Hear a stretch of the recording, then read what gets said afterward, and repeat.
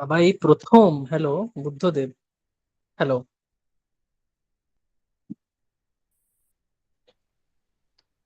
হ্যাঁ, meeting record হচ্ছে। বলো। ও আচ্ছা আচ্ছা মেটা, আচ্ছা ঠিক আছে, বল, পরে বলছি পরে বলছি।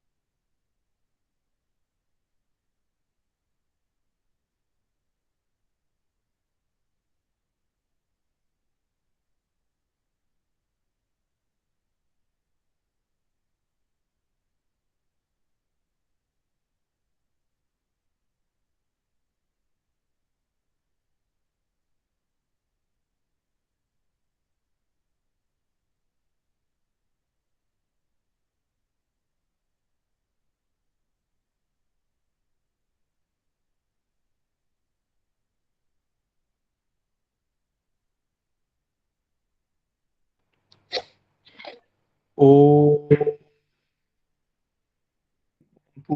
পূর্ণমদ পূর্ণমিদম পূর্ণাৎ পূর্ণমুদচ্যতে পূর্ণস্য পূর্ণমাদায় পূর্ণমেবাবশিষ্যতে। ওম শান্তি শান্তি শান্তি।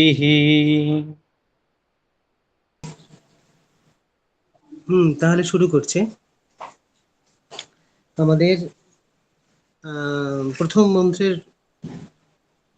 প্রথম মন্ত্রের আমাদের আলোচনা হয়েছিল, তার হ্যাঁ। একটা সারমর্ম বা একটা সারার্থ বা পূর্ব পাঠের একটা স্মরণ আমরা করে নিই। সেটা হচ্ছে প্রথম মন্ত্র যেটি ছিল তার মধ্যে তিনটি তত্ত্বের কথা বলা হয়েছে। একটা ঈশ, একটা হচ্ছে জগতী, আর একটা হচ্ছে জগৎ। তো ঈশ তত্ত্বের মধ্যে শ্রীমৎ অনির্বাণের দৃষ্টিতে ঈশকে তিনি তিন ধরনের বিভাব দিয়েছেন। একটি হচ্ছে প্রশাসনত্ব, একটি অন্তর্যামিত্ব, আর একটি হচ্ছে অক্ষরত্ব। তাহলে প্রশাসন, অন্তর্যামী এবং অক্ষর হচ্ছেন তিনি। প্রশাসনের মধ্যে তিনি বিশ্বের সবকিছুকে একটা ঋতছন্দের মধ্যে ধরে রাখতে চাইছেন বা সৃষ্টি করছেন। অন্তর্যামিত্বের মধ্যে কি করছেন, সেই প্রশাসনেরই আর একটা রূপ, যিনি সবার অন্তরে গুহাহিত থেকে তাদের গতি প্রকৃতিকে নিয়ন্ত্রণ করছেন। আর এই প্রশাসন আর অন্তর্যামীকে, এই দুজনকে বা এই দুটি বিভাগকে কুক্ষিগত করে বা আবরিত করে বা আপূরিত করে কে রয়েছেন, তার আরেকটা তৃতীয় বিভাগ, সেটি হচ্ছে অক্ষর। সেই অক্ষর কি করছেন, তিনি আকাশের মতো পূর্ণতায় অস্পন্দ হয়েও স্পন্দনের তিনি প্রেরণা যোগাচ্ছেন। অক্ষর থেকে যেমন খড়ের ক্ষরণ হচ্ছে সেরকম। তাহলে ঈশ্বর তাহলে অনির্বচনীয় অদ্বৈত, তিনি এইটি তার লক্ষণ করেছেন। তার আত্মবিচ্ছরণে বিশ্বাতীক হয়ে বিশ্বাত্মক হয়ে তিনি হয়েছেন। স্পন্দ এবং অস্পন্দের সমাহারে তিনি সৃষ্টি এবং সৃষ্টির প্রচোদনা করছেন এবং বিশ্বের আধার, এবং তিনি বিশ্বের আধার, তিনি বিশ্বের বিধাতা। এইরকম সব স্বরূপ লক্ষণ এবং তটস্থ লক্ষণের মধ্যে দিয়ে ঈশ্বর তত্ত্ব তিনি ব্যবস্থাপনা করেছেন। তারপরে এই ঈশ্বর চারটি মানে উপনিষদ থেকে চতুর্থ মানে চারটি যে পাদের কথা বলা রয়েছে, সেখান সেই চারটি পাদের সমন্বয় চতুষ্পাদে প্রপঞ্চ উপশম এবং প্রপঞ্চ উল্লাস দিয়ে তিনি কি করছেন, চিদ্রূপ, তার শক্তিরূপ, ভাবরূপ এবং বস্তুরূপ, এই চারটি ফেজে তিনি নেমে আসছেন। আবার বস্তু থেকে ভাবরূপ, ভাবরূপ থেকে শক্তিরূপ, শক্তিরূপ থেকে আবার চিদ্রূপে তিনি ফিরে যাচ্ছেন। এইভাবে তিনি আরোহ অবরোহ করে সৃষ্টি থেকে আবার চলে যাচ্ছেন অব্যক্তের মধ্যে, আবার অব্যক্ত থেকে ব্যক্ত হয়ে তিনি আবার সৃষ্টির মধ্যে নিজেকে উৎসর্জিত করছেন। এই হচ্ছে ঈশ্বর একটি আলোচনা তিনি করেছেন এইভাবে। এরপরে জগতে তিনি কি করেছেন, যে সেই জগৎকে সৃষ্টি করার জন্য ঈশ্বর যে প্রশাস্তি শক্তির বিচ্ছুরণ করছেন, যেটি ঋতুছন্দা, তাই তিনি কি করছেন, তিনি হচ্ছেন জগতী, তিনি হচ্ছে সেই ঈশ্বরী শক্তি। কিরকম শক্তি না, তিনি হচ্ছেন তার ঋতুছন্দা প্রশাস্তি শক্তির বিচ্ছুরণ। সেই বিচ্ছুরণে আমাদের জগৎ সৃষ্টি হচ্ছে, স্থাবর জঙ্গম সমস্ত কিছু। তো প্রপঞ্চ উপশম এবং প্রপঞ্চ উল্লাস, এই দুটির মধ্যে দিয়ে আমরা কি করতে পারছি, আমরা জগতিকে আসছি, জগতী শক্তিকে পাচ্ছি। এবং জগতী শক্তির ক্ষেত্রে বৈদিক হিসেবে সৃষ্টির ক্ষেত্রে তার মানে ডিভাইন ইনস্ট্রুমেন্ট হচ্ছে কি ছন্দ। তাই জগতী আবার বৈদিক একটি ছন্দ, যে ছন্দ কি করছেন, তিনি সংবৎসরব্যাপী ভুবন পরিক্রমা করে সম্পূর্ণ মানে 12 মাসের একটা ছন্দনে তিনি কি করছেন, ছন্দিত হচ্ছেন। এবং এই ছন্দ শব্দটির অর্থ তিনি কি করেছেন, তিনটি দিক দেখিয়েছিলেন আমাদের, একটা হচ্ছে ইচ্ছা, একটা হচ্ছে আবির্ভাব, আর একটা হচ্ছে আচ্ছাদন। তিনটি অর্থে গ্রহণ করা যায়। তো সেই করে সেখান থেকে তিনি দেবতাকে মানে জগতই তার শক্তির প্রভাবে যে ছন্দ তৈরি করছেন, সেই ছন্দ হচ্ছে বেসিক্যালি তার অন্তর্গুরু ইচ্ছার উদ্ভাসে যে সৃষ্টি, তার চারিদিকে একটা আলোর নিহারিকা তৈরি করে তিনি রচনা করছেন জ্যোতির জরায়ু। অর্থাৎ এটি হচ্ছে সেই সেই সব দেবশক্তি, যে দেবশক্তি দিয়ে আমাদের কি হয়েছে, সমস্ত ব্রহ্মাণ্ডের সূক্ষ্ম থেকে স্থূল থেকে মহৎ থেকে মহান থেকে অনু থেকে অনুমান থেকে এই শক্তিগুলো বিচ্ছুরিত হচ্ছে। সেরকম ভাবে জগতী, বেদে এই জগতীকে তিনি আদিত্য নামে বলেছেন। মানে বেদের যে আদিত্য, যিনি ভুবনেশ্বরী, যিনি মহাশক্তির অভিব্যঞ্জনা, তিনি হচ্ছেন এখানকার জগতী। এই জগতী কি, জগতী কিনা আদিত্যর যে মাতা, আদিত্যর যে মাতা, যে অদিতি, বেদের যে অদিতি, তিনি হচ্ছেন এখানকার জগতী। এবং তারই সন্তান হচ্ছে বা তারই যে বিভূতি, সেই হচ্ছে আমাদের আদিত্য, যা আমাদের প্রত্যক্ষ দেবতা। তো তাই অদিতি হলো সেই লোকোত্তর মহাশক্তি, তিনি অখণ্ডিতা, তিনি অবন্ধনা, তিনি আমাদের এখানে জগতী হচ্ছেন ঈশ্বরের ঈশনাতে। আর এই যে অনন্তের যে মহারহস্য যা সবাইকে আবৃত করে রয়েছে, জগতী দ্বারা যা সৃষ্টি করা হয়েছে, সেই আত্মসর্জন কার দ্বারা হচ্ছে, সেই হচ্ছেন আমাদের ঈশ্বর বা ঈশান, যিনি প্রশাসনত্ব, অক্ষরত্ব এবং অন্তর্যামিত্বের মধ্যে দিয়ে তিনি কাজ করছেন। এই তার প্রেরিত করছেন প্রকৃতিকে। এরপরের যে তত্ত্ব সেটি জগৎ। তাহলে ঈশ্বর এবং জগতী এর যুগনদ্ধতায় কি তৈরি হচ্ছে, জগৎ তৈরি হচ্ছে। তো ঈশ্বর আর জগতের যে যুগনদ্ধতায় যে জগৎ, অর্থাৎ প্রথমে কিছুই ছিল না, শূন্য ছিল, সে একটা বারণী শূন্যতা। সেই বারণী শূন্যতার পরে ফুটে উঠলেন ঈশ, যিনি জগতির মধ্যে দিয়ে, ঈশ আর জগতি দিয়ে তিনি এক, ঈশ হলেন এক বচন, ঈশ আর জগতি থেকে হলো দ্বিবচন, আর দ্বিবচন থেকে যখন বহু বচন এলো তখন আমাদের জগৎ তৈরি হলো। এরকম একটি মানে বিকল্পনা করা হয়েছে, যে প্রথম হচ্ছে অসম্ভূতি, তারপর হচ্ছে সম্ভূতি, এবং তারপর হচ্ছে বিভূতি। এইরকম ভাবে আমাদের সৃষ্টির স্তরগুলো উনি করেছেন বৈদিক বিষয়ের বৈদিক প্রকরণ হিসেবে। তাহলে জগৎ যে চিৎশক্তি, তার জঙ্গমত্ব বা গতি বা বিচ্ছুরণ কার না, সেই জগতের মহাভবের আদিত্য হৃদয় হতে তিনি কি করছেন, স্বতঃস্ফূর্ত ভাবে রশ্মি জালের মতো ফুটে উঠছেন, এবং জগৎ এভাবেই সৃষ্টি হচ্ছে। যেমন জগৎকে বলা হয় ঈশ, ঈশের আত্ম উৎসর্জন।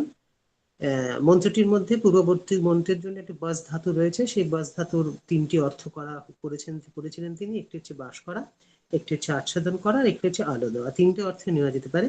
তবে উনি যে শব্দটি ব্যবহার করছেন সেটা হচ্ছে যে জগৎ যেন উদ্ভাসিত হচ্ছে।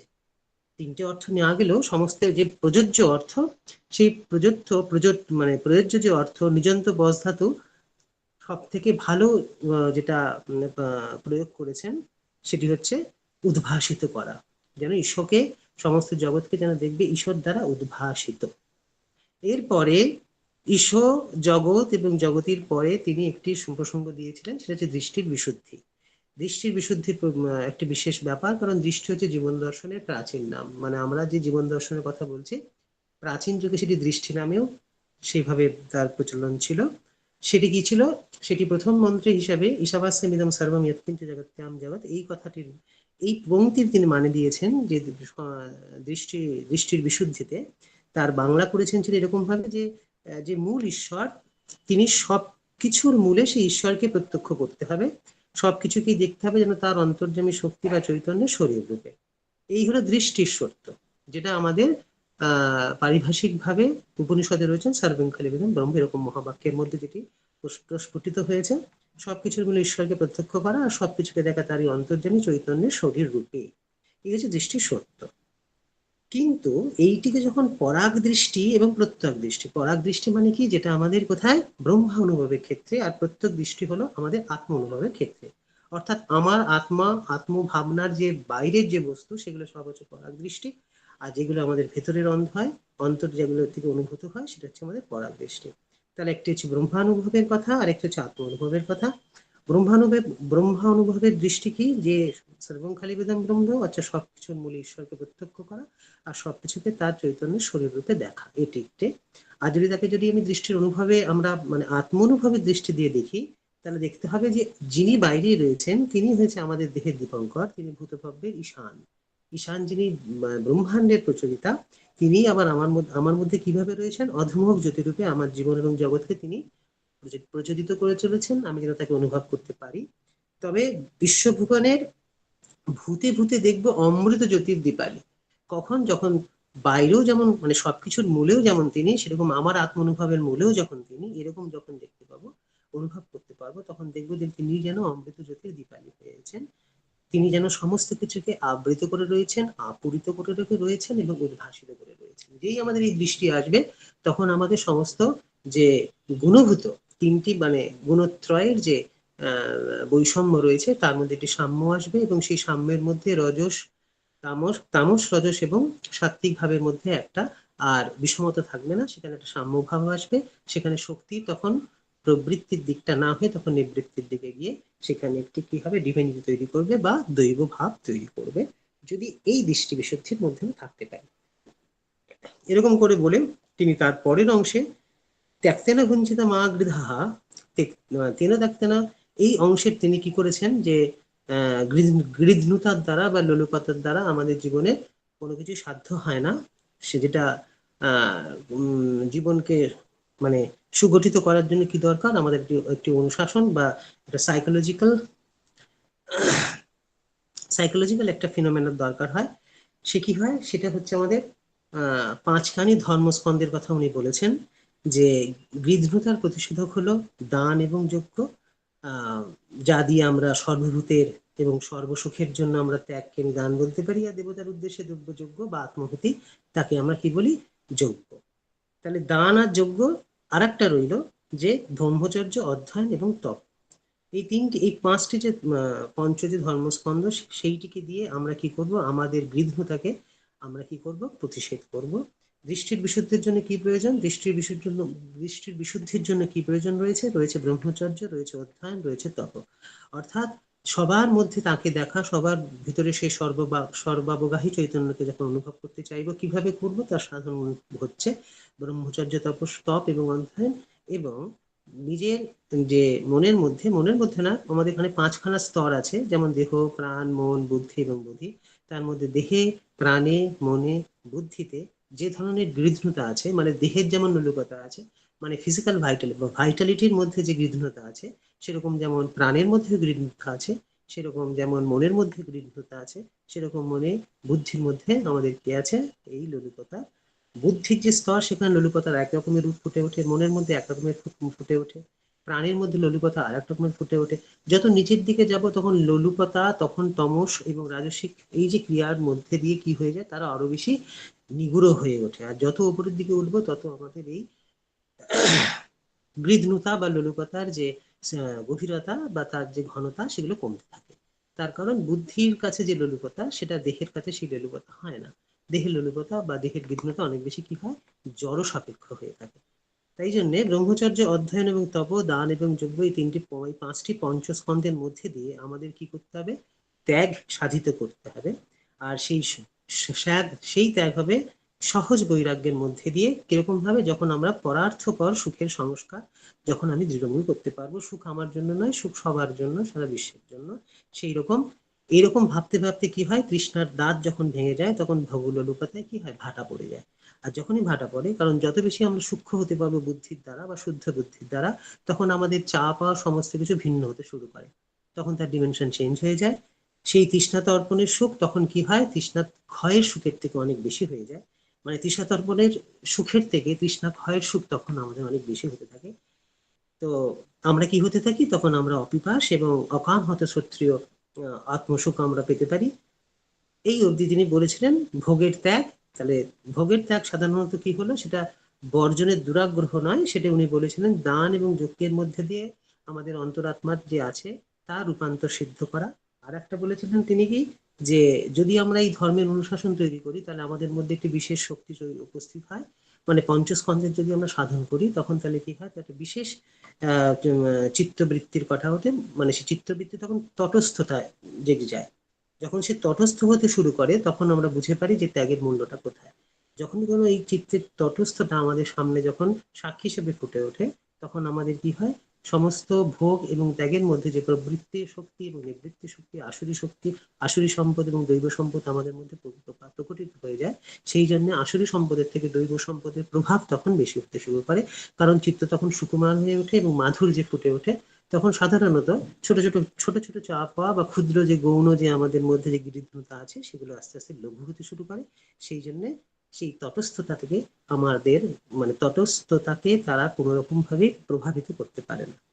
তাহলে সর্বভূতের যে হিতকল্পে যে দান বা দেব উদ্দেশ্যে যে যজ্ঞ, এই দুইতেই আমরা কি করতে পারি, আমরা নিজেকে বৃহৎ করতে পারি, ভূমা করতে পারি। অর্থাৎ এই বৃহৎ হওয়াতে যে আনন্দ, তাই আমাদের ত্যাগের দ্বারা অনুবিদ্ধ হয়, তটস্থ বৃত্তির দ্বারা তখন আমরা কি করি, সেই ত্যাগের অনুভবে অনুবিদ্ধ হই, এবং তখনই আমরা দিব্য ভোগের দিব্য ভোগ বা ধূমানন্দের কথা বা অনুভব করতে পারি। প্রথম মন্ত্রের বিষয়ে এইরকম একটি তিনি স্ট্রাকচার দাঁড় করিয়েছিলেন তার এই ভাষ্যতে। আজকে আমরা দ্বিতীয় মন্ত্রের দিকে যাচ্ছি। দ্বিতীয় মন্ত্রে কুর্বন্নেব কর্মাণি জিজিবিষৎ শতম সমাহ সমাহা এবং তৈ না না না অন্নাতস্তি না কর্ম লিপ্যতে নারে, এই যে শুরু করছেন এখানে, এই যে কর্মণ্যেব কর্মাণি জিজিবিষৎ শতম সমাহা, এই যে 3 নম্বর মন্ত্র, প্রথম মন্ত্রের প্রথম ভাগে ছিল কি ব্যাপার, প্রথম ভাগে তিনি সেখানে আমরা তাকে দ্রষ্টিত্বের কথা পেয়েছিলাম, তেনে তেনে ভুঞ্জিতার মধ্যে ভক্তিত্বের কথা পেয়েছিলাম।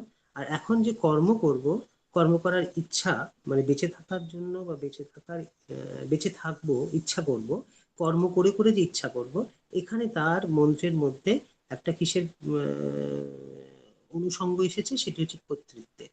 অর্থাৎ পুরুষের যে দোষিত্ববোধ, ভোক্তৃত্ববোধ এবং কর্তৃত্ববোধ, এই দুটো মন্ত্র মিলিয়ে আমরা এই 3 ধরনের একটি সমন্বয় পেতে পারি।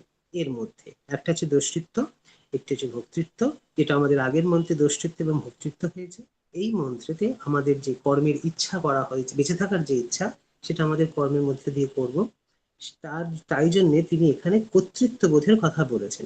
এর কারণ আছে, কারণ দৃষ্টিত্ব, ভোক্তৃত্ব এবং কর্তৃত্ব জগতের মধ্যে যে প্রাচীন যেসব দর্শন কথা বলা আছে, তার মধ্যে সর্বপ্রাচীন যে দর্শনগুলো আছে, সেখানে পুরুষের দ্রষ্টৃত্ব, ভোক্তৃত্ব এবং কর্তৃত্বের কথা বলে এবং সর্বশেষে পুরুষের যে সাক্ষিত্ব বোধ, সেই কথা তোলা হয়েছে।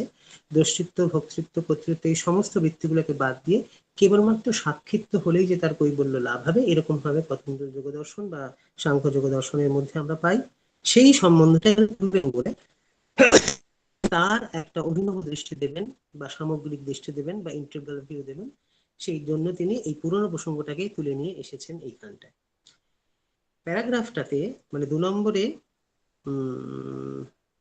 এখানে দেখুন, আমরা দেখতে পাচ্ছি যে সাংখ্যের যে পুরুষ এবং সাংখ্যের যে পুরুষ প্রাকৃত ভূমিতে দ্রষ্টা, ভোক্তা এবং কর্তা, কিন্তু পুরুষের বিশুদ্ধ স্বরূপ হলো অকর্তা এবং অকর্তা। দ্রষ্টার দ্রষ্টা শুধু কৈবল্য মাত্র, কৈবল্য ভূমিতে তিনি কি হয়ে যান? অকর্তা হয়ে যান এবং দ্রষ্টা হয়ে যান। ভোগ আর কর্ম পড়ে রয়েছে কোথায়? প্রকৃতির এলাকায়।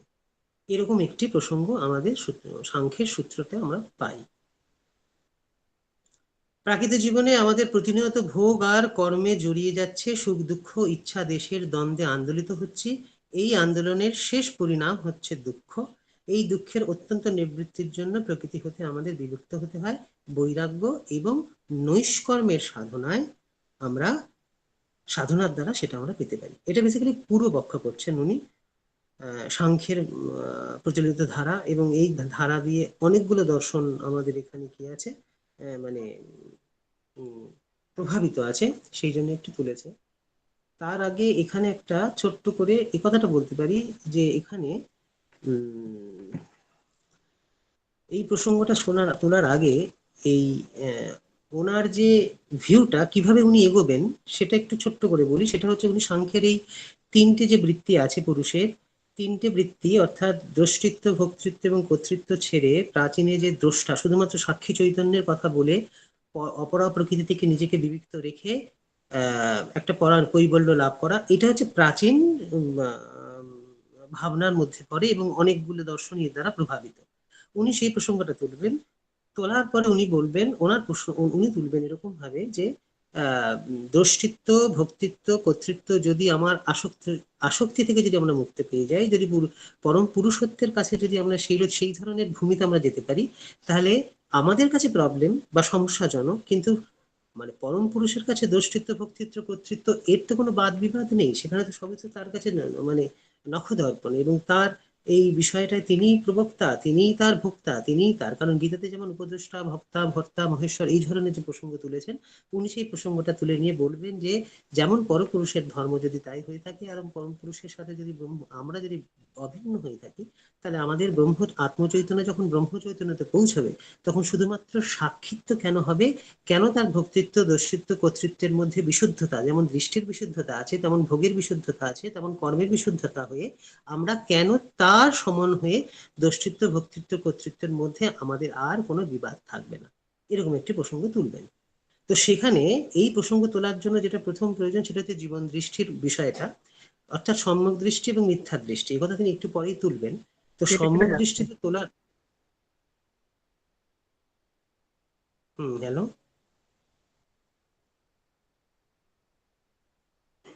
শোনা যাচ্ছে নাকি না? শোনা যাচ্ছে, শোনা যাচ্ছে। হ্যাঁ, এখন শোনা যাচ্ছে, আচ্ছা এখন শোনা যাচ্ছে।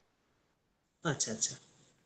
তাহলে এই যে মন্ত্রটি, সেই মন্ত্রটির মধ্যে পূর্বন্নেব কর্মাণি দিদিবেশত সতম সমাহা, তিনি এখানের বাংলা করেছেন, মানে সহজ বাংলা হচ্ছে কর্ম করি এখানে বেঁচে বাঁচতে হবে 100 বছর, তুমি যখন এই তখন এর অন্যথা নেই, নর যে তাতে কর্ম কখনো লিপ্ত হয় না। এটি হচ্ছে তার আক্ষরিক অর্থ। তার মন্ত্রটির সহজ অর্থ হচ্ছে যে, আমি এটা একটু শেয়ার করতে ভুলে গেছি আজকে,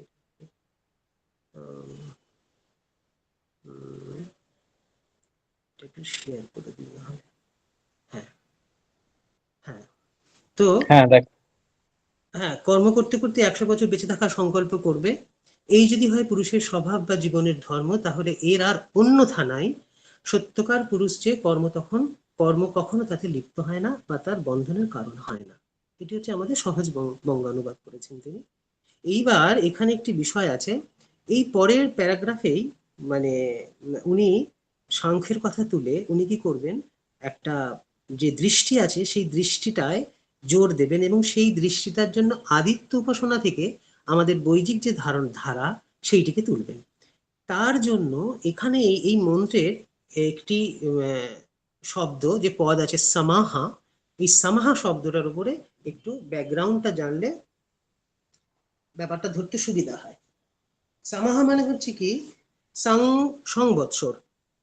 সংবৎসর মানে হচ্ছে কি, সংবৎসর সাধারণত আমরা বৈদিক ভাবনাতে কি পাই, সংবৎসর হচ্ছে যে কালমানের দীর্ঘতম একক হলো সংবৎসর। অনেকগুলো মাপ তখন হতো, যেমন চন্দ্রায়ন বৎসর হতো।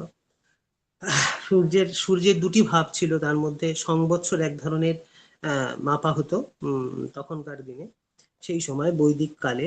তো তারই মধ্যে পর্যায়ক্রমে মানে সংবৎসরের মধ্যে পর্যায়ক্রমে ঋতুচক্রের একটা আবর্তন চলতো। শীতোষ্ণ ঔষধি এবং অন্য মানে নানা রকম অন্নদির পচনের মধ্যে দিয়ে এই এই মানে শীতের সময় এক ধরনের হতো, মানে ওষুধির বিষয়, উষ্ণ মানে গরমের সময় এক রকমের হতো। তো এই টোটাল যে জৈবিক ক্রিয়া, সেই জৈবিক ক্রিয়াটাকে কিভাবে উদ্ধারিত করা যায়, তার যে যে ছক, সেটা সংবৎসর ব্যাপী ঋতুচক সঙ্গে সঙ্গে একটা গাথা করা হয়ে গেঁথে দিয়েছিলেন তারা। যে সাধারণত মানে সাধারণ জীবনের যে গতি, সেই গতির ঊর্ধ্বে আমরা কিভাবে যাব তার জন্য তিনি এই পুরো সংবৎসরের যে 12টি পূর্ণ মাস আছে, যে 12টি মাস আছে, সেই মাসগুলোকে দুটো ভাগে ভাগ করে দুটি অয়ন করা হয়েছিল। একটি হচ্ছে উত্তরায়ণ, একটি হচ্ছে দক্ষিণায়ন। এবং সেই উত্তরায়ণে কি হয়, উত্তরায়ণকে তারা বৈদিক দৃষ্টিতে ধরা হয়েছিল যে এটা হচ্ছে সূর্যের দোলন যখন উত্তর দিকে এবং দিনের আলো ক্রমিক সেখানে মানে বৃদ্ধি পায়, সেখানে বৃদ্ধি পাচ্ছে। আর দক্ষিণায়ন যেটি, সেটি হচ্ছে দোলন হচ্ছে দক্ষিণ দিকে, যেখানে আলোর ক্রমশ হ্রাস হয়ে আসছে। জ্যোতির যে মানে আর্য যারা যারা বলাই হতো যে আর্যাহ জ্যোতিরাগ্রাহা, অর্থাৎ যারা জ্যোতি, যাদের মানে পথের দিশা যাদের দেখিয়ে নিয়ে চলেছেন কে, জ্যোতিকেই যারা পথের দিশা মনে করেছেন তারাই হচ্ছে না আর্য। তা সেই জ্যোতিরাগ্রহ আর্যের কাছে এই যে উত্তরায়ণের ব্যাপারটা, এটা একটা মানে অমৃতের সংকেত ছিল। আর দক্ষিণায়ন যেটা, সেটা তাদের যেহেতু হ্রাস হয়ে যাচ্ছে যেহেতু দিনের আলো, তখন বলা হয়েছে এটাই যেন মনে হয় একটা চেতনার সংকোচ হচ্ছে, যেখানে চেতনার সংকোচ সেখানে কি ছিল, একটা মৃত্যু হতো। সুতরাং এই মৃত্যুকে আমাদের আটকাতে হবে, সেই জন্য আদিত্যের উপাসনার কথার জন্য সংবৎসরের যে 12টি টোটাল যে সার্কেল ছিল তাকে তারা ভেবেছে, কখনো চাতুর্মাস মানে 3 ভাগ করে 3 4 12 করা হয়েছিল, আর না হলে 2 করে 6 ভাগ করা হয়েছিল। 6টা ঋতুর মধ্যে বসন্ত, গ্রীষ্ম, বর্ষা, শরৎ, হেমন্ত, শিশির, এইরকম যে মানে একটা পরিকল্পনা করা হয়েছিল। আবার কিছু কিছু ব্রাহ্মণের ক্ষেত্রে দেখা হয় হেমন্ত আর শিশিরকে যদি একত্রে ধরে নিয়ে 5টি ঋতুর কল্পনা করা হয়েছিল। তার কারণ হেমন্ত মানে হেমের অন্ত, মানে হেম যার অন্ত, শিশিরা যে মাস শেষ হলেই কি হবে, হেম আসবে, সেই জন্য হেমন্ত। হেমন্ত আর শিশিরকে অনেকটা এক করে নিয়ে অনেকে 5টা ঋতুর কল্পনাও দেখা যায়। তো এখানটায় বসন্তে যেমন কি হয়, আলো যখন ফুটে ওঠে, তখন আলো ফোটার কথা মানে হচ্ছে সেখানে চেতনার প্রকাশ হচ্ছে। আর এই মধ্যে সব হিম হয়ে আসছে। একটিতে যেমন মানে বসন্তের ক্ষেত্রে যেমন প্রাণের উদয়ন হয়, আর হেমন্তে যেমন কি হয়, তার কি হয়, অস্তমন হয়ে ওঠে। যখন ঠান্ডা হয়ে যায় তখন কি হয়, তখন আমাদের একটু মানে জড়ভাব আসতে শুরু করে। তো সেই রকম এইরকম একটি ব্যাপারে ওই যে জড়ভাব আসা বা হ্রাস হয়ে আসা আলো বা চেতনা সংকোচ হয়ে আসা, এর মধ্যে তারা ভাবলেন কি যে না, তারা এখানে আদিত্য উপাসনা দ্বারা, অর্থাৎ উত্তরায়ণের যে 6 মাস, সেই 6 মাস ধরে ক্রমশ আলোর চিন্তা করে মানে জ্যোতির সাধনা করে যখনই আমার বাদবাকি 6 মাস দক্ষিণায়ন আসতে শুরু করলো, তখন সেই বিষয়টিকে আমার বাইরে যা হোক না কেন, আমার অন্তরের মধ্যে মানে আমার অধ্যাত্ম চেতনাকে কি করব, এতই বেশি উজ্জীবিত করব যে যেন এই সময়টির মধ্যে আমার ভেতরের আলো যেন কখনো না কমে। বোঝাই যাচ্ছে এর মধ্যে মানে মানে অধিযোগ্য, অধিদৈবত আর অধিভূত, এই 3টি যে দৃষ্টি আছে, সেই 3টি দৃষ্টির মধ্যে দিয়ে উত্তরায়ণের সাধন করে তবে গিয়ে তার অধ্যাত্মতে গিয়ে তার তাপ কি হয় সঞ্চিত হতে থাকে। সেই সঞ্চিত হতে গেলে আমাদের কি হয়, বাদবাকি দক্ষিণায়নে আমাদের আর তাদের ক্ষেত্রে কি হতো, তখন সেই তাপের বিকিরণের ফলে হেমন্ত শিশিরে তাদের কি হতো না, হ্রাস হতো না। বোঝাই যাচ্ছে এগুলো সব সাইকোলজিক্যাল ব্যাপার, এর সাথে কোনো মানে দেহগত বা মানে প্রপঞ্চগত বিষয়ের মিল থাকছে না, তাহলে ইললজিক্যাল হয়ে পড়ে। কিন্তু যখন আমি অন্তরে থাকি, অন্তরে আমাকে যে সূর্যকে জ্বালিয়ে রাখা বা যে সেই সপ্তপদী যে সূর্য মানে ভগ, মানে একেবারে সেই রাত্রের অসিদয় থেকে শুরু করে প্রত্যেকটা দিনের মধ্যে যে সাধনা করা হতো, সেই সংবৎসরের সাধনাকে ভাঙা হতো দিনে এবং রাতে। তাকে আবার 6 মাস 6 মাস করে, কখনো কখনো 4 মাসে চাতুর্মাস, কখনো 2 মাস 2 মাস করে 6 মাস করে, এরকম করে কতগুলো বর্গে ভাগ থাকতো, ভাগ করা থাকতো। সেই ভাগের মধ্যে দিয়ে আমাদের কি করা হতো যে এই আলোর চিন্তা, মানে প্রতিদিন অশ্বীদয় যেমন অন্ধকার থেকে আসছে, সেখান থেকে ভগ, সেখান থেকে বাল সূর্য, সেখান থেকে যে সপ্তপদীর যে পুষা, এরপরে কর্ষি, এই কথা বলবেন উনি একদম শেষের যেখানে পুষা একর্ষি করে যখন সেই মন্ত্র আসে, সেখানে তিনি সপ্তপদীর কথা বলবেন এবং শেষ পদে যখন বিষ্ণুতে গিয়ে পৌঁছবো, তখন আমাদের চেতনা একেবারে এত তাপ সেখানে সঞ্চিত হবে, যখন আমরা অপালার মতো সূর্য তছ হব, মানে আমরাই যেমন সেখানে যেন সূর্যের মতো বা আদিত্য হয়ে যাব। এই রকমের একটি সাধনার প্রয়োজন ছিল। এবং সেখানে যখন 6 মাস হতো, যখন সেই 6 মাসের মধ্যে যে ঋতু হতো, সেই ঋতুর মধ্যে যে ধরনের মানে বসন্ত, গ্রীষ্ম, বর্ষা, এই যে যতগুলো হতো, প্রত্যেকটার মধ্যেই সেই সাধন বা ভাবনার মধ্যে, যেমন বসন্তের মধ্যে মধু এবং মাধব, গ্রীষ্মের মধ্যে শুক্র এবং সূচি, বর্ষার মধ্যে নভ, নভস্য, এরকম, বা শরতের মধ্যে ঈশ, ঊর্জ, এই রকমের কতগুলো পদ্ধতি হতো, যে পদ্ধতি দিয়ে আমরা কি করতাম, শিশিরে যেমন এই বা উত্তরায়ণে যে তাপ আমি সঞ্চয় করেছি, সেখানে তাপাহা, তাপস্যাহা, এরকম বলে কত, তাপস্যা বলে এরকম কতগুলো সূত্র দেওয়া আছে। মানে ওই সময় ওই রকম ভাবে কাজ করব, মানে সাধন করবো আর কি। তাহলে মূল কথা হচ্ছে এই যে এই যে শতম সামাহা অর্থাৎ যে সংবৎসর, এই সংবৎসরকে সাধারণত আমরা মানে বৈদিক ভাবনাতে প্রজাপতিকে বলা হয়েছে, কারণ বসন্ত প্রাণের উন্মেষ আর শিশিরে যেমন তার নিমেষ হয়ে যায়। ঋতুচক্রের যে পূর্ণ পরিক্রমা আমরা কি দেখতে পাচ্ছি, কালের একটা ছন্দে প্রজাপতি কি করছেন, বিশ্বরূপের আবর্তন করছেন। অর্থাৎ এটাকে সব থেকে ভালো করে বলা যেতে পারে, যদি আমরা আমাদের অন্তরের এমন একটা প্রক্রিয়াকে ধরতে পারি যে কিনা আমাদের এই ঋতুর সঙ্গে জড়িত, তার সব থেকে ভালো এক্সাম্পল হচ্ছে আমাদের সঙ্গীত শাস্ত্র। আমাদের মার্গীয় সঙ্গীতের কি আছে, আমাদের মার্গীয় সঙ্গীতের মধ্যে আমাদের প্রকৃতিগত করে রাখা হয়েছে, তার পেছনে একই কারণ, সেটা হচ্ছে আদিত্য উপাসনার একটি অঙ্গ হওয়া উচিত। তার কারণ আমরা মন্ত্র বলি, কাব্য বলি, যতই কিছু বলি না কেন, যেগুলো আমাদের উদ্ধারিত করে আমাদের চেতনাকে, সব থেকে মানুষের মনকে যে আন্দোলিত করতে পারে সৃষ্ট ভাবে উপচার হিসাবে, সেটি হচ্ছে আমাদের যে সুর। সুর আমাদের সবাইকে কি করে, কম্পিত করে, আন্দোলিত করে, এবং তার যে একটা মাধুর্য আছে, সেই মাধুর্য আমাদের সবসময় আমাদের মনকে উদ্ধারিত করতে পারে।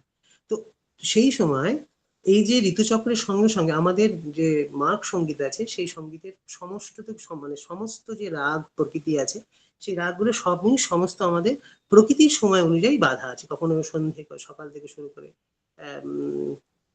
প্রতি প্রহরে প্রতি প্রহরে যে 10টি থাট থেকে আমাদের যে সব রাগের উৎপত্তি করা হয়েছে টোটাল, তার ভাবনাও কিন্তু এই এইরকম একটি ছকের মধ্যে দিয়ে যায়। অর্থাৎ মানে যখন আমরা সকালের যে ভৈরবী হোক, টরি হোক, যেসব আমরা সঙ্গীত মানে শুরু করি, যেসব রাগ গাই, তার প্রকৃতিও আমাদের থাকে ওখানে। তার কারণ সেখানে যে স্বরগুলো ব্যবহার করা হয়, সেই স্বরগুলোর মানে কোমল স্বরগুলোর কাছাকাছি যে স্বরগুলো বা নোটগুলো আছে, সেগুলো একটু বেশি ব্যবহার করা হয়। আবার সন্ধ্যাকালীনের মধ্যেও দেখা যায় যে পাশাপাশি নোটগুলো বেশি ব্যবহার করা হয়, মানে কোমল সুরের এফেক্ট সেখানে বেশি থাকে। যেমন করে সন্ধ্যা একটা সন্ধিক্ষণ, সেরকম ভাবে প্রভাত একটা সন্ধিক্ষণ, দুটি সন্ধিক্ষণের মধ্যে দিয়ে আমাদের কি হয়, চেতনাকে উদ্বোধিত করার একটা বিষয় আছে। ওই তখন ওই সংবৎসর সাধনারই এটি একটি বিশেষ অংশ বলেই এটি এভাবে আমাদের প্রস্তাবিত হয়ে এসেছে। সংবৎসর ঘুরে ঘুরে আসে বিশ্বরূপে, আমরা বারবার সেই জিনিসটাই পাই, দেখতে পাই। ওই যে বসন্ত ঋতু, তারপরে এই যে এই ঋতুচক্র, সেই ঋতুচক্রের মধ্যে দিয়ে আমাদের কি কাজ, আমাদের হচ্ছে অনুধান করতে হবে যে বিশ্বমূলের যে প্রাণের ছন্দ, সেই ছন্দকে যে আয়ত্ত করা। প্রকৃতির মধ্যে এই যে ছন্দটি রয়েছে, সেই ঋতু ছন্দের যে প্রশাস্তি, এখানে আমরা জগতির মানে আভাস পেতে পারি। তো তিনি আমাদের কি করবেন, মানে তার মানে সেই জগতী চেতনার সাথে নিজেকে আত্মচেতনার যে মিলন তাকে করার জন্য, এই যে প্রাণের ছন্দকে ধরার জন্য আমাদের এই সংবৎসরের মধ্যে প্রতিবার যে ঘুরে ঘুরে আসা যে একই ছন্দ, সেই ছন্দকে ধরার জন্য আমাদের সঙ্গীত সাধনার একটা বিশেষ প্রভাব ছিল। এছাড়াও মন্ত্রের তো প্রভাবই আছে, যারা মানে মন্ত্র দিয়ে সাধন করছেন, যারা সঙ্গীত দিয়ে সাধন করছেন, তাদের মধ্যে ওরকম একটা চেতনার ভাব যাতে ফুটে ওঠে, এরকম একটা ব্যবস্থা ছিল। তাহলে আমাদের এই যজ্ঞ যদি আত্মাহুতি হয়, তাহলে যজ্ঞ রহস্যের সাথে আমাদের এই যে কাল বিজ্ঞানের যে যোগ, সেটা অত্যন্ত ঘনিষ্ঠ হয়ে আছে, মানে সংবৎসরের জিনিসটা খুব ঘনিষ্ঠ হয়ে আছে। যজ্ঞ যেমন কি হয় চেতনার উত্তরায়ণ এবং আদিত্যের ছন্দে যেমন গাথা, সেরকম প্রজাপতি সৃষ্টিও সেরকম আদিত্যায়নেরই বিভূতি। সেই কিনা আমাদের, সেই জন্য প্রজাপতিকে আমরা কি বলি, সংবৎসর বা যজ্ঞের সমর্থক বলতে পারি। এই যে ব্যাপারটা রয়েছে, এই পুরো ব্যাপারটাকে ধরে এবার এই মন্ত্রের দিকে যদি আমরা যাই, তাহলে আমরা দেখতে পাবো যে মন্ত্রে যে আমি দেখতে পাচ্ছি কি, দেখুন এখানে আমরা দেখতে পাই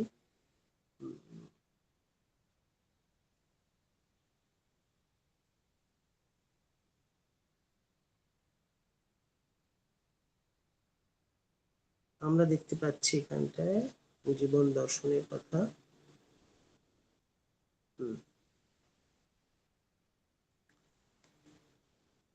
জিজি বেশেত, এক মিনিট, এটা তাহলে তাহলে বইয়ের যে প্রথম 1 নম্বর আর 2 নম্বর প্যারাগ্রাফ আছে, সেই মন্ত্রের যে 1 নম্বর আর 2 নম্বর প্যারাগ্রাফ, সেই দুটো প্যারাগ্রাফের মধ্যে আমরা কি দেখতে পাচ্ছি? প্রথম হচ্ছে মন্ত্রে একটি সহজ ব্যাখ্যা করে বলেছেন যে 100 বছর বেঁচে থাকার সংকল্প করতে হবে। পুরুষের যদি তাই স্বভাব হয়, তাহলে তার জীবন কর্ম দ্বারাই সম্পাদিত হবে এবং তার অন্যথা হবে না, এবং সত্যকারের পুরুষ যে সে কখনো কর্ম দ্বারা লিপ্ত হন না। দ্বিতীয়তে উনি বলছেন, দ্বিতীয় প্যারাগ্রাফটায় বলছেন যে দোষ্টিত্ব, কর্তৃত্ব এবং ভোক্তৃত্ব এই দুটি মন্ত্র যদি মিলিয়ে নিই, তাহলে আমরা একটা সাংখ্য প্রমাণের সূত্র পাই। এইবার 3 নম্বর যে প্যারাগ্রাফটি আছে, সেই 3 নম্বর প্যারাগ্রাফে তিনি করছেন সাংখ্যের একটি পুরুষ, মানে সাংখ্যের যে পুরুষ তত্ত্ব আছে বা সাংখ্য দর্শন যে সূত্র আছে, সেই সূত্রকে তিনি পূর্বপক্ষ করেছেন, করে তিনি এখানে একটি ব্যবস্থা, একটি রূপ দেখাচ্ছেন যে তিনি বলছেন যে সাংখ্যের পুরুষ হচ্ছে দ্রষ্টা, ভোক্তা এবং কর্তা, কিন্তু আমাদের জীবন, প্রাকৃতিক জীবনে আমাদের প্রতিনিয়ত ভোগ এবং কর্মের সঙ্গে জড়িয়ে যাচ্ছে, সুখ দুঃখের ইচ্ছা দেশের দ্বন্দ্বে আমরা আন্দোলিত হচ্ছে, এবং এই আন্দোলনের ফলের শেষ পরিণাম হচ্ছে দুঃখ, এবং দুঃখের অত্যন্ত নিবৃত্তি জন্য প্রকৃতি থেকে আমাদের কি হতে হবে, বিভক্ত হতে হবে, এবং তার জন্য কিসের সাধনা করতে হবে, বৈরাগ্য এবং নৈষ্কর্মে সাধন করতে হবে। বিবিক্ত পুরুষ ভোক্তাও নন, কর্তাও নন, তিনি কেবলমাত্র দ্রষ্টা, তার কৈবল্যই হচ্ছে একমাত্র তার স্থিতির ভূমি।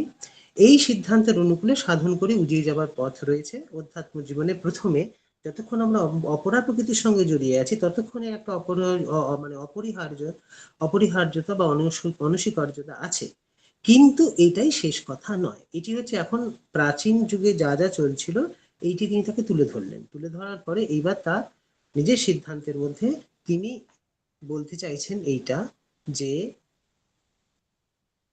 শুরু করছেন জিজিবেশাত, এই সনন্ত মানে ইচ্ছা বাচিক শব্দ দিয়ে, এই শব্দ, এই পথটি দিয়ে উনি শুরু করছেন। উনি বলছেন যে প্রাকৃত পুরুষ, মানে 4র্থ নম্বরে প্যারাগ্রাফের বক্তব্য, উনি নিজের সিদ্ধান্ত কথা তুলছেন যে প্রাকৃত পুরুষের ভোগ আর কর্ম হতে বিভক্ত হয়ে কেবল দ্রষ্টা হতে পারলেই মুক্তি, এটা প্রাকৃত পুরুষ যিনি আসক্ত সম্পন্ন রয়েছেন। কিন্তু পরম পুরুষের বেলায় এই বিধান একেবারেই খাটে না। কেন? তার কারণ হচ্ছে পরম প্রকৃতি, পরম পুরুষের কাছে যে পরম প্রকৃতি, সেটা হচ্ছে তার, মানে পরম পুরুষের হচ্ছে স্বীয় প্রকৃতি, অর্থাৎ তার সগুণে নিগূঢ় দিব্য আত্মশক্তির বিবিক্ততা। আত্মশক্তির যে বিচ্ছুরণ, যেমন আমাদের কোথায় পাই এটা, আমরা যেমন শ্বেতাশ্বতর উপনিষদে এই বিষয়টিতে পাই যে স্বগুণেই হি নির্গুণাম, যে প্রকৃতি তিনি তারই প্রকৃতি, সুতরাং তার বেলায় বিবিক্ত এবং দ্রষ্টের প্রশ্ন ওঠে না। তার কারণ কোন রকম আসক্তি বা কোন রকম চেতনার সংকোচে তিনি বশীভূত নন। সমস্ত চেতনার সংকোচ তারই ভূমার মধ্যে যেন ঢেউ খেলার মতো বা সমুদ্রের বুদবুদের মতো ফুটে চলছে।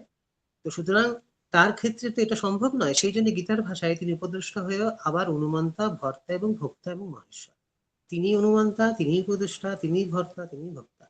এই যে শেষের দুটি বিশেষণ রয়েছে, ভর্তা এবং ভোক্তা, এই দুটি বিশেষণের মধ্যে আমরা কি পাই? আমরা পাই তার দিব্য ভোগের এবং দিব্য কর্মের যে জ্ঞাপক, তাকে আমরা এই ভর্তা এবং ভোক্তা মহাশয়ে পাই। অর্থাৎ সাংখ্যের মধ্যে যে পুরুষের কথা আছে, সেই পুরুষকে আমি আরো বেশি এক্সটেন্ডেড এবং আরো বেশি মানে বৃহৎ ভূমিতে দেখতে পারি, যখন সেই পুরুষই আবার মানে ব্রহ্ম চৈতন্যের আবেশে এবং উদ্ভাসিত হয়ে তিনি যখন উপদ্রষ্টা হচ্ছেন, তেমন অনুমন্তা হচ্ছেন, তেমন ভর্তাও হচ্ছেন, ভোক্তা হচ্ছেন, মহেশ্বর হচ্ছেন, পরা প্রকৃতি বলি, অপরা প্রকৃতি বলি বা পরম প্রকৃতি বলি, তিনটে প্রকৃতির ক্ষেত্রেই তার এইরকম একটি ব্যবহার আমরা পরিচয় খুঁজে পাই। এই উপনিষদের পরে যখন আমরা এই পরিভু এবং পরিগন্তা এই ধরনের যখন রূপ পরিচয় পাবো, শুনবো এখানকার পুরুষ আর ওখানকার পুরুষ, মানে ইদম আর আদাহা, যেটা আমরা খুব একদম মানে মঙ্গলাচরণে পেয়েছিলাম, সেইখানে শান্তি পাঠও পেয়েছিলাম, যেটা পূর্ণমাদাহা পূর্ণমিদম ব্রহ্ম চৈতন্য এবং আত্ম চৈতন্য, এই দুই পুরুষ একতার কথা তিনি বলবেন এই পরিভু এবং পরিগন্তার যখন বিচার হবে। অর্থাৎ আমাদের যে অপরা প্রকৃতির পরামৃষ্ট যে পুরুষ, সে যখন তার চেতনার ঊর্ধ্বায়নে যখন ব্রহ্ম চৈতন্যের সঙ্গে মিশবে, তখন মিশলেই শুধু তার মধ্যে দ্রষ্টিত্বই ফুটবে না, তার মধ্যে ভক্তিত্ব, কর্তৃত্ব এবং দ্রষ্টিত্ব, এই তিনটির মধ্যে দিয়েই পরম পুরুষের যে ব্রহ্ম মানে ব্যাপক চৈতন্য, তার একটা আবেশ ঘটবে। এবং সেই ঘটলে পরম পুরুষের মতো আমাদের মধ্যেও, মানে প্রাকৃত পুরুষের মধ্যেও তখন তার প্রাকৃত পুরুষত্ব তার মধ্যে থাকবে না, যেহেতু তার মধ্যে পরম পুরুষের ধর্ম আবিষ্ট হবেন, তখন দ্রষ্টিত্ব, ভক্তিত্ব এবং কর্তৃত্বে শেষ পর্যন্ত কোনো ভেদ থাকবে না। এমনই তোর একটা অখণ্ড জীবন দর্শনের উপরে এখানে জোর দেওয়া হয়েছে। তাহলে জীবন দর্শনের যে প্রাচীন সংজ্ঞা, সে হচ্ছে দৃষ্টি। সেই দুটি দৃষ্টি আছে, একটি হচ্ছে মিথ্যা দৃষ্টি এবং আরেকটি হচ্ছে সম্যক দৃষ্টি। তার মিথ্যা দৃষ্টি, এটি হচ্ছে 5 নম্বর যে প্যারাগ্রাফটি আছে, সেই 5 নম্বর প্যারাগ্রাফের মধ্যে আমাদের এই পূর্ব যে সাংখ্যোক্ত কথা এবং গীতাতে তার যে আরো অনেক বেশি গভীর তত্ত্ব, এই দুটোকে সমন্বিত করার পরে তখন তিনি বলছেন যে জীবন দৃষ্টি কিরকম হতে পারে। তখন তিনি জীবন দৃষ্টির সম্পর্কে দুটি ধরনের দৃষ্টি এখানে কথা বলেছেন, একটি হচ্ছে মিথ্যা দৃষ্টি আর একটি হচ্ছে কি সম্যক দৃষ্টি। মিথ্যা দৃষ্টি মানে কি, যেটা বিদ্যায় আচ্ছন্ন রয়েছে, যে অহন্তায় সংকীর্ণ, জীবনকে এবং জগৎকে সে সমগ্রভাবে দেখে না, টুকরো টুকরো করে দেখে, যেমন আমাদের সাধারণ মনের ধারা। যখনই আমরা গুণত্রয়ের মধ্যে রয়েছি, তখন সত্য রজতমর মধ্যে তার নিজ নিজ সেলফ রেপ্লিকেটেড করতে করতে করতে করতে কি হয়, আমরা সমস্ত কিছু কোন অর্ধ ভাবে দেখতে থাকি, অথচ সেই অর্ধকেই আবার মনে করে নিই পূর্ণ হিসাবে। সেই জন্য নানা রকম সংকোচে আমাদের জীবন হতে থাকে। তো এটা হচ্ছে আমাদের মিথ্যা দৃষ্টি। আর সম্যক দৃষ্টি কি? সম্যক দৃষ্টি হচ্ছে আদিত্য প্রভার মতো প্রশান্ত, প্রসন্ন এবং উদার দৃষ্টি।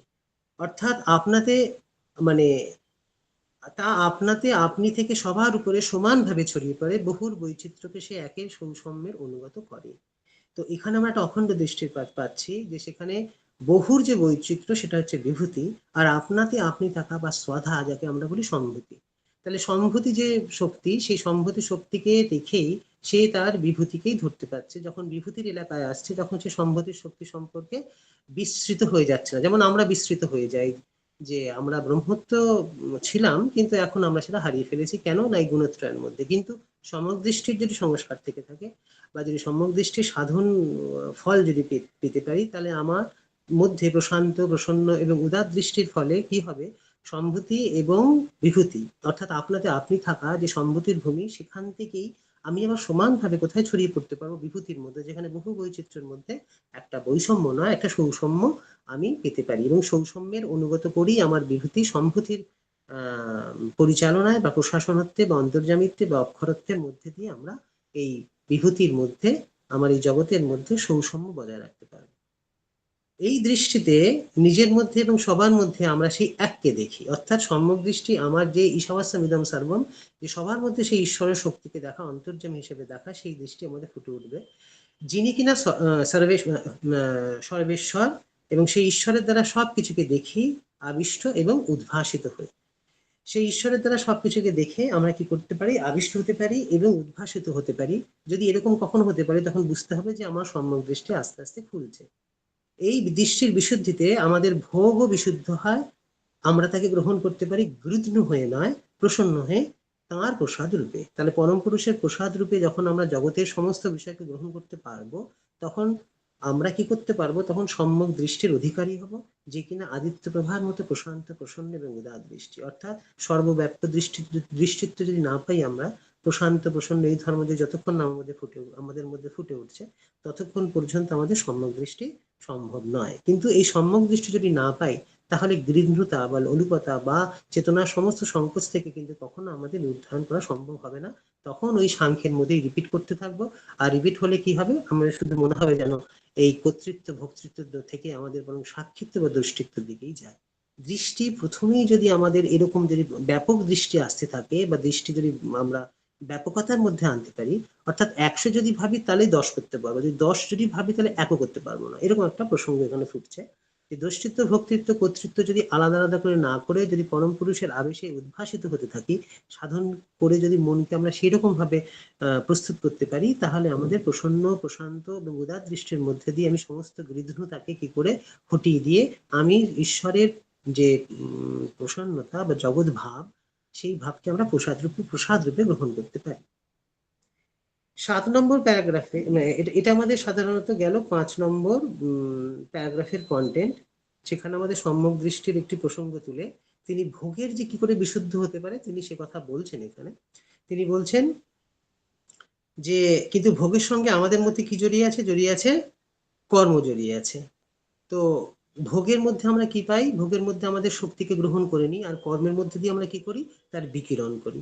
অর্থাৎ ভোগের মধ্যে আমরা দুটো শক্তি আমরা পাই, একটি হচ্ছে কি, একটি হচ্ছে আসুরি প্রবৃত্তি, আর একটা হচ্ছে আমাদের দৈব প্রবৃত্তি। আসুরি প্রবৃত্তির মধ্যে আমাদের সাধারণত কি থাকে, জীবনের প্রবৃত্তি নিবৃত্তির যে বিষয়ের মধ্যে, সেখানে আমাদের শুধু অভ্যুদয়ের প্রশ্ন আসে, নিঃশ্রেয়সের প্রশ্ন আমরা তুলি না, শ্রেয় আমাদের সেখানে মানে গৌণ হয়ে যায়। মিথ্যা দৃষ্টি, তাহলে জীবন দর্শনের প্রাচীন সংখ্যা আমাদের যে দুটো দৃষ্টির কথা এখানে আমরা পেয়েছি, সেই দুটো দৃষ্টির মধ্যে মিথ্যা দৃষ্টি কি করে, যদি মিথ্যা দৃষ্টি থাকে, যেটা একটু আগেই বলেছেন, তা মিথ্যা দৃষ্টি যেটা কিনা আমাদের মানে সংকোচ করে ফেলে, সেই সংকোচের ফল কি হয়, সে ভোগকে আবিল করে দেয় এবং কর্মকেও সে আবিল করে দেয়, এবং দুইয়ের পরিমাণ কি হয়, উত্তেজনা, প্রমত্ততা এবং অবশেষে অবসাদ। আমাদের দৈনন্দিন জীবনের যদি পৃথিবীর দিকে তাকাই, দেখবো যে এই প্রিন্সিপালই আমাদের এখন চলছে।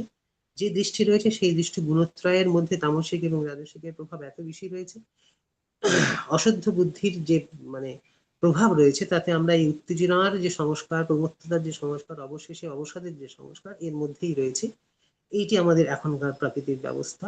কিন্তু যদি সম্যক দৃষ্টি যদি করি বা ঋষি দৃষ্টি যদি পাই, তাহলে আমরা কি পাবো, তাহলে আমরা পাবো হচ্ছে যে প্রসন্নতা, যদি কিন্তু সম্যক দৃষ্টির প্রসন্নতা কর্মকে রূপান্তরিত করে ঈশনায়, ঈশ্বর যে ঈশনা আছে, যার মধ্যে প্রশাসনত্ব আছে, অক্ষরত্ব আছে, যেমন অন্তর্যামিত্ব আছে, সেই সব শক্তির উদ্ভাবন করতে পারি আত্মশক্তির স্বচ্ছন্দ বিচ্ছনের সামর্থ্যে। আমাদের আত্মপ্রকৃতি তখন হয় ঈশ্বর প্রকৃতির অনুরূপ। তারই মতো আমরা তখন দৃষ্টিত্বে চিত্রূপ, ভক্তিত্বে আনন্দ স্বরূপ এবং কর্তৃত্বে শক্তি স্বরূপ। তখন আমাদের চিৎ স্বরূপ, চিৎ সচ্চিত আনন্দের মধ্যে চিৎ এবং আনন্দ অংশে এবং শক্তি অংশে পরিবর্তন হতে থাকে। চিৎ অংশে আমরা কি পাই, আমরা দৃষ্টিত্ব পাই, আনন্দ অংশে আমরা ভক্তিত্ব ফুটে ওঠে, এবং কর্তৃত্ব অংশে আমরা কি পাই, শক্তি অংশে সেরকম কর্তৃত্ব ফুটে ওঠে, যদি আমাদের সম্যক দৃষ্টি আসে। সেখানে উনি জোর দিচ্ছেন যাতে আমরা এইরকম ভাবে এইরকম দৃষ্টি আনতে পারি। তারই মতো আমরা কি হতে পারি, দৃষ্টিত্বে চিৎস্বরূপ, আর ভক্তিত্বে আনন্দ স্বরূপ এবং কর্তৃত্বে শক্তি স্বরূপের মতো যাতে হতে পারি, তিনি সেই প্রসঙ্গ তুলেছেন। মন্ত্রটিতে একটি কথা আছে জিজিবিষা, যার নাম হচ্ছে মানে বেঁচে থাকা, উইল টু লিভ, বা বেঁচে থাকার ইচ্ছা। তো সেখানটায় যা আর কোনো কোনো কোথাও পাওয়া যায় না, কোথাও পাওয়া যায় না মানে হচ্ছে পরবর্তী উপনিষদে পাওয়া যায় না, কিন্তু সংহিতাতে পাওয়া যায়। সংহিতাতে আমরা কি পাই, এই বিষয়ে 7 নম্বর প্যারাগ্রাফে তিনি এটাতে এই জিজিবিষার কথা বলছেন, এবং যে শতঃ সমাহ সংবৎসরে যে আদিত্য উপাসনার কথা হয়েছিল, এখানে তিনি সেই বিষয়টাকে তুলে ধরবেন। বলবেন যে জিজিবিষা হচ্ছে কি, জিজিবিষা কথাটি সাধারণত আমরা কোথায় পাই না, উপনিষদের সাধারণত কোনো প্রয়োগ নেই, কিন্তু সংহিতায় সেখানে আমরা পেতে পারি। যেমন সংহিতায় পেতে পারি, সেরকম কোথায় পেতে পারি, উপনিষদে পেতে পারি, সেরকম ব্রাহ্মণে পেতে পারি, শ্বেতশত উপনিষদে পেতে পারি। এই 4টি জায়গা থেকে তুলে নিয়ে উনি বলেছেন যে সংহিতায় এ ভাবনা খুবই সুলভ, সেখানে শতায়ু হয়ে দেবহিত আয়ুকে সম্ভোগ করার কথা নানা জায়গায় নানাভাবে আছে। এটি একটি গেল সংহিতাতে। উপনিষদে আছে কি, উপনিষদে বলছেন আত্মা শুধু অমৃত নন, তিনি বীজরও এবং বিমৃত্যু, অর্থাৎ তার জরাও নেই, তার মৃত্যুও নেই। ব্রাহ্মণে আছে কি, তিনি অমৃতাহুতির ফলে ইয়াজমানে হরিণ্য শরীরের কথা। আর শ্বেতার 17 উপনিষদে আছে পঞ্চভূতে যোগগুণ প্রবৃত্ত হয়ে যোগাগ্নিময় শরীরে জরা ব্যাধি মৃত্যু হয় না। এই যে চারখানি তিনি প্রসঙ্গ তুলেছেন, সেই প্রাসঙ্গিকতার মূলে কি রয়েছে? বেদের আদিত্য উপাসনা। বেদের আদিত্য উপাসনা মানে কি, সেখানে তিনি এটি বিবরণ দিচ্ছেন। এবারে তিনি বলছেন যে আদিত্য দিক চক্রবাল, মানে একদম সেই দিক চক্রবাল থেকে মধ্য গগনে উত্তীর্ণ হলে তার পরিপূর্ণ প্রকাশ হয়। তারপর থেকে শুরু হয় কি, তারপর থেকে শুরু হয়, এটা হচ্ছে তার উত্তরায়ণের পক্ষ। তারপর থেকে তার জ্যোতির অবক্ষয়, আমাদের জীবনে পরিপূর্ণ যৌবনের পর আসে জরা, এবং তারপরে হয় পরিমাণ হয় মৃত্যু। এই অবক্ষয়ের বিরুদ্ধে দাঁড়াতে হবে, মানধন্যের সূর্যকে কিছুতেই হেলতে দেওয়া হবে না। এই ছিল আদিত্য উপাসকদের পুরুষার্থ। এটি যদি একটা দিনের কথা ভাবি, এরকম একটি দিনকে যদি আমরা 365 দিনে ভাগ করি বা 360 দিনে ভাগ করি, তখন আমাদের কি পাবো? তখন উত্তরায়ণ আর কি পাবো? দক্ষিণায়ন পাবো, মানে আরো বৃহৎ ক্ষেত্রে। তো সেই ছাপটা বা সেই তার এই কথাটি এখানে বলছেন যে এর মধ্যে যে একটা প্রবল জিজিবিষা আছে, তার রূপ ধরেছে উপনিষদের প্রাণ ব্রহ্মের উপাসনায়। আমরা আজ তাকে ভুলে গেছি, কিন্তু বৈদিক প্রাণবাদিনাহা এমন একটি প্রসিদ্ধি মধ্যযুগে শৈব দর্শনে বেঁচে ছিল। শৈব দর্শনের যে আছে শিবদর্শনী, শিবসূত্রী, শিব বিমর্শনীর সূত্র, তার প্রথম সূত্রের মধ্যে টিকাকার এই একটা বৈদিক প্রাণবাদিনহা শব্দটা নেই, ওখানে বৈদিকাহা প্রাণাহা এরকম একটি টিকা করেছেন, যেখানে বলা হয়েছে বৈদিক যেন প্রাণবাদী। প্রাণবাদী মানে প্রাণ হচ্ছে বেসিক্যালি শক্তি রূপ। যারা বলেন যে উপনিষদে শক্তি নেই, প্রচ্ছন্ন নেই, তবে হ্যাঁ, সরাসরি শক্তির কথা বলা নেই, কিন্তু উপনিষদে, সারা উপনিষদে কিসের কথা বলা আছে? বলা আছে বৈভবের কথা, ঈশ্বরের বৈভবের কথা, তার মাধুর্যের কথা, তার কি আছে বিভাবের কথা। এই সমস্ত কিছুই সত্তার তটস্থতার মধ্যে সম্ভব হয় না। এটা তোমার চিৎশক্তি দিয়ে কি হয়? চিৎশক্তি এবং তার আনন্দ অংশ যতক্ষণ না এখানে পরিসম্পটিত করা যায়, ততক্ষণ উপনিষদের এই যে প্রাণের যে বৈভব, মাধুর্য, বিভাব, এসবের কথাগুলো বলা আছে, সেগুলো সব মানে মিথ্যা হয়ে যায়। উপনিষদের প্রাণব্রহ্মের উপাসনায় এগুলো সব ফুটে উঠেছে, আমরা আজ থেকে ভুলে গেছি। বৈদিকা প্রাণবাদী না হয়, এরকম একটা প্রসিদ্ধ শৈব দর্শনে ছিল। তা উনি সেই আদিত্য উপাসনার তাহলে মূল কথাটা কি দাঁড়ালো? মূল কথাটা এই দাঁড়ালো যে আমাদের সূর্য যে প্রতিদিন উঠছে, আমাদের যে মাধ্যান্তির পর্যন্ত আমাদের কি করতে হবে? সূর্যের যে তেজ আছে, তার যে অংশ তাপ আছে, এই তেজ এবং তাপে নিজের মধ্যে কি করতে হবে? সম্পর্কিত করতে হবে, এবং তারপরে বাদ বাকি সময়টা চেতনা যাতে কি হয়, আর যেন না হেলে পড়ে, অর্থাৎ আসক্তির দিকে না যাতে হেলে পড়ে, সেই জন্য চেতনাকে একেবারে তরতাজা করে রাখা যে সাধনা, সেটার উনি করতে বলেছেন। আসক্তির মধ্যে থেকে আমাদের জ্বর বা বিজর তখনই হবে যখন আমরা আসক্তি থেকে মুক্ত হব, যখন সংকোচ থেকে মুক্ত হব, তখন মৃত্যু থেকে মুক্ত হবে, বিজয় বিমুক্ত হয়। এই অনুশাসনের মধ্যে শুনতে পাই বিজয় বিমুক্ত আদিত্য রূপী প্রাণের প্রচোদনা। প্রাণের প্রচোদনা আমরা বিজয় বিমুক্ত এবং আদিত্য রূপী যে প্রাণের প্রচোদনা আছে, সেটা আমরা পেতে পারি।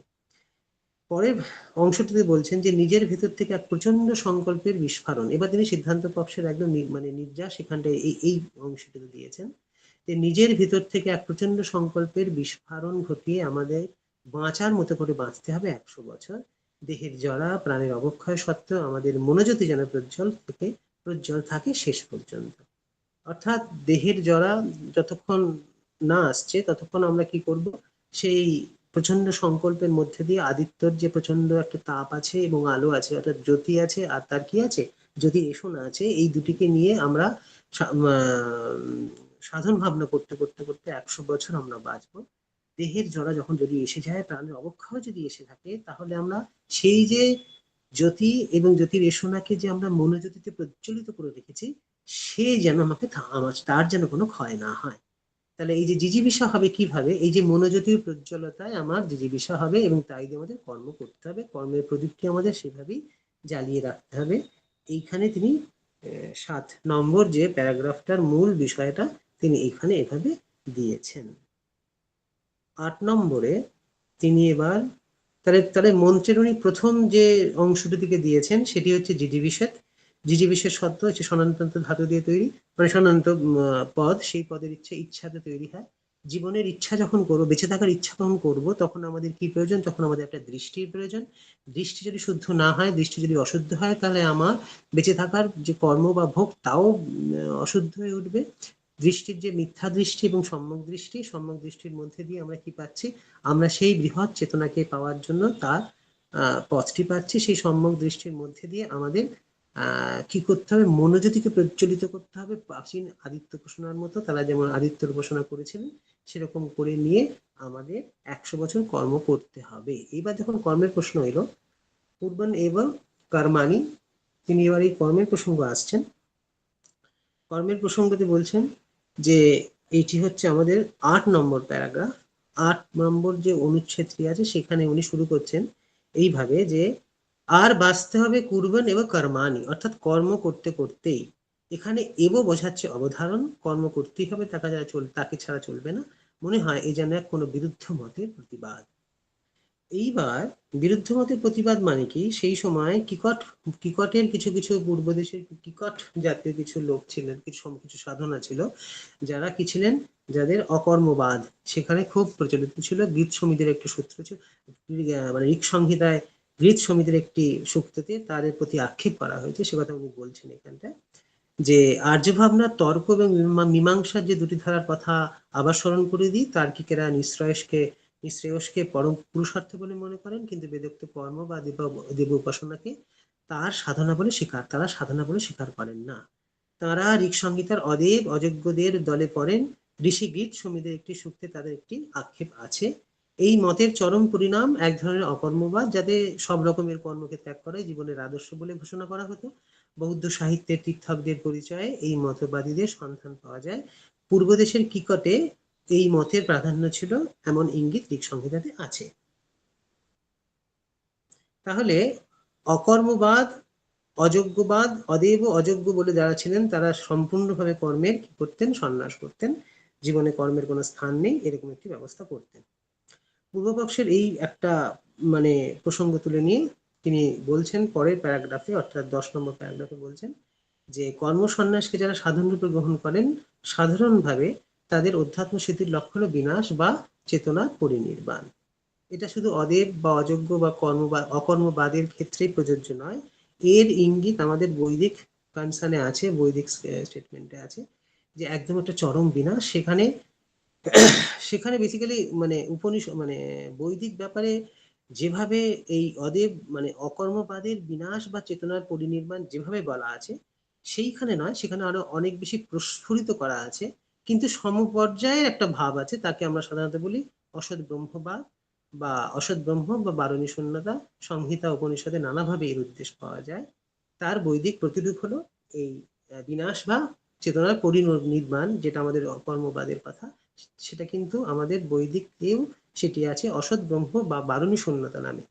কিন্তু এখানে সমস্যা হচ্ছে এই যে অসৎ ব্রহ্ম বা বারণী শূন্যতা শুধুমাত্র অকর্মবাদের দিক দিয়েও চলবে না, কারণ ওটি হচ্ছে এমন একটি ব্যবস্থা, যে ব্যবস্থা মানে এই অসৎ ব্রহ্ম বা বারণী শূন্যতা আবার বৈদিক দৃষ্টিতে এটি হচ্ছে সৃষ্টির পরম নিদান। এটি না থাকলে সৃষ্টি হতোই না। অসৎ ব্রহ্ম থেকে সদ্ব্রহ্ম, এই বারণী শূন্যতা থেকেই মিত্র আসে, সেই মিত্র থেকে অগ্নি, এবং অগ্নি থেকেই নানা রকম এরকম একটা স্টেপ করা আছে।